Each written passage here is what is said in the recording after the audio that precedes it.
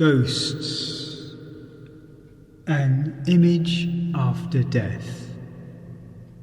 Nigel Baker writes, "We are now close to the end of the second Christian millennium. As a species, our knowledge of the world and the wider universe has never been greater. We now know more about medicine and psychology than we ever have, and yet ghosts seem to be as far away as ever from our understanding, being those images, sounds, smells and sometimes feelings that, to us, appear related to people, animals and things that died or ceased to exist recently or centuries before. As a child, I had a terrified fascination for them. As a teenager, I stayed up late to watch horror films, but by my 30s, the supernatural seemed to lose relevance as I became involved in green politics and working in nursing.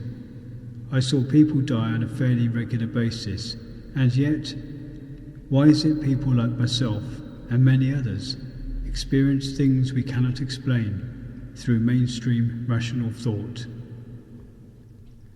The traditional explanation for ghosts is that they are earthbound souls who are unable to enter the kingdom of heaven, usually for a bad deed they carried out whilst they lived, their inability to rest in peace being a punishment for this.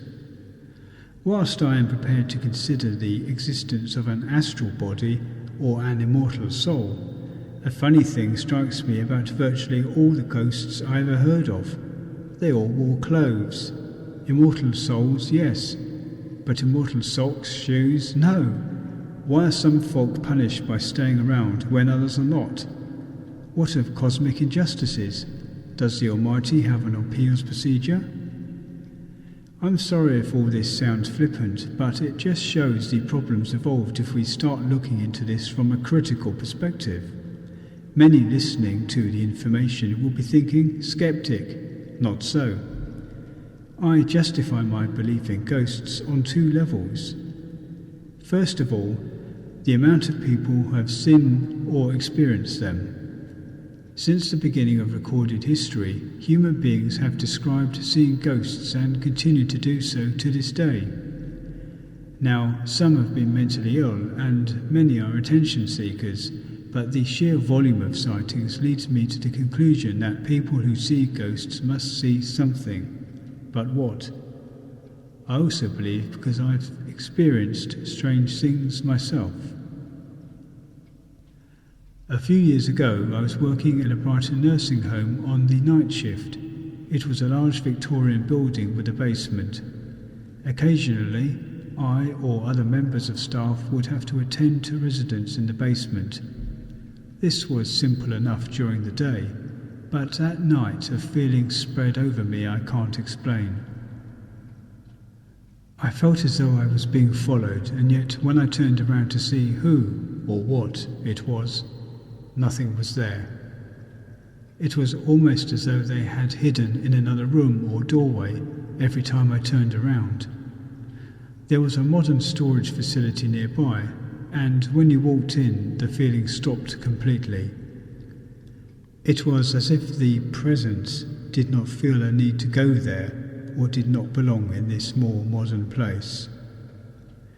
So how do we explain all this? Put simply, I can't. Not in a simple, proper way. Although one thing springs to mind: film. On my shelf at home sits a copy of a video called A Tribute to Jim Morrison. Jim Morrison was the singer in the US band The Doors, surely everyone knows that, who died in 1971, and yet, with the help of a VCR, here he is as large as life on screen, and yet I can't talk or communicate with him in any way. Virtually all the ghosts I have heard of don't communicate or interact with their witnesses. As a rule of thumb, those that do tend to be hoaxes. Could it be that some kind of natural film or photographic process traps images or essences of human beings that can sometimes be triggered and observed by the living for centuries afterwards? Just as we give off sweat and tears, could it be we give other energies, and that a dramatic event like murder or suicide, sudden death, exudes this energy in such a rush that a photographic fingerprint is created.